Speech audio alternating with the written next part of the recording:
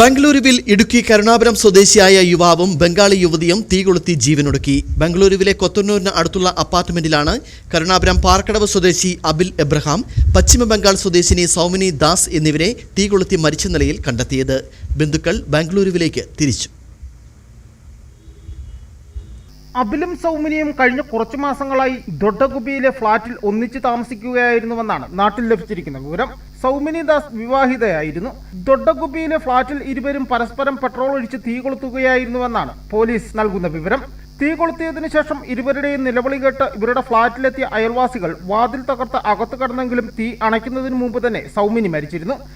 അബിലിനെ Victoria ആശുപത്രിയിലെത്തിച്ചെങ്കിലും ജീവൻ രക്ഷിക്കുവാനായില്ല.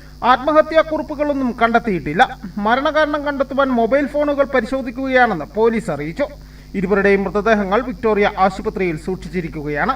സംഭവത്തിൽ അസ്വാഭാവിക മരണത്തിന് കൊത്തന്നൂർ പോലീസ് കേസെടുത്ത് അന്വേഷണം ആരംഭിച്ചു. News bureau, Kambammettu.